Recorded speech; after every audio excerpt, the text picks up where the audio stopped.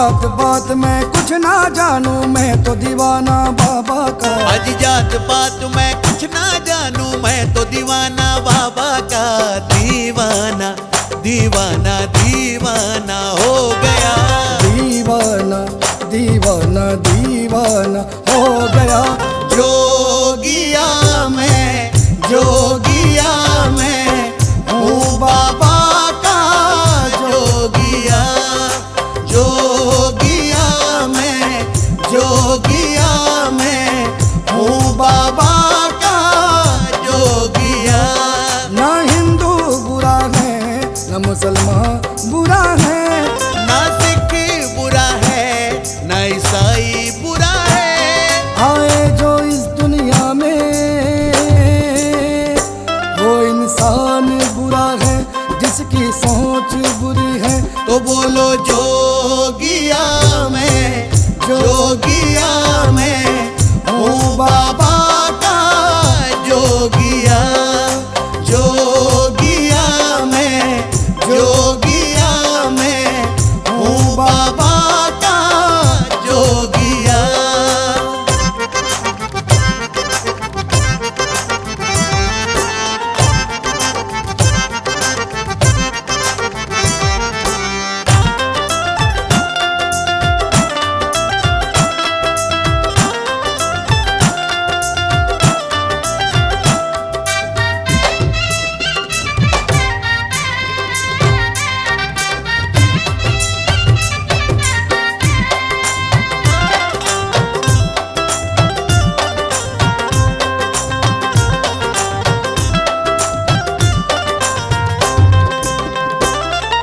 कोई कहे तुम्हें औघड़दानी, कोई कहे तुम्हें अविनाशी, हाँ कोई कहे तुम्हें गंगाधर और कोई कहे तुम्हें कैलाशी।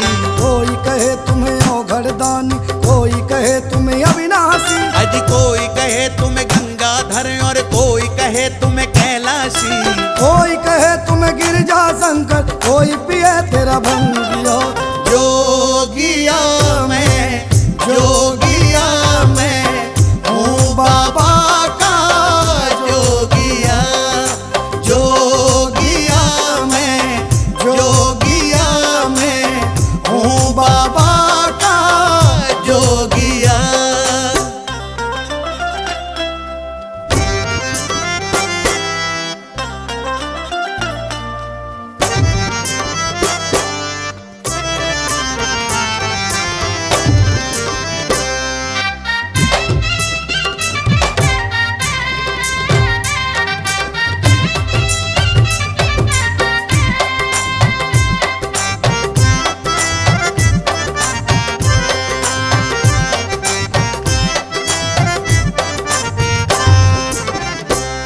हाँ पात पात में हर वो घाट में फैली उनकी है माया।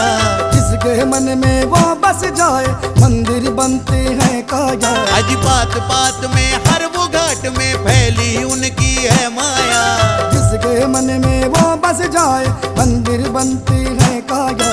तू मेरा है और मैं तेरा बाबा, तेरी भक्ति में रंग लिया।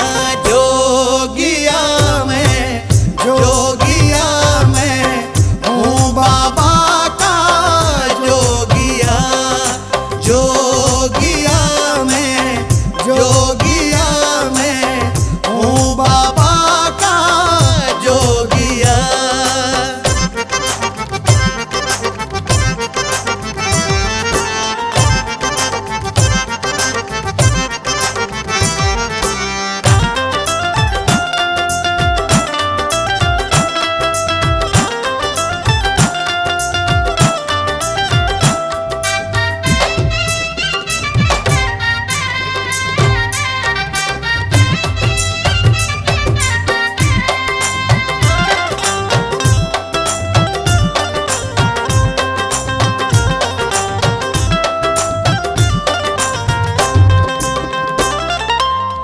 पर हो महाकाल की कृपा उसे दुनिया क्या मिटाएगा। मैं हूँ जोगी मेरे बाबा का, बाबा साथ निभाएगा। आज जिस पर हो महाकाल की कृपा उस दुनिया क्या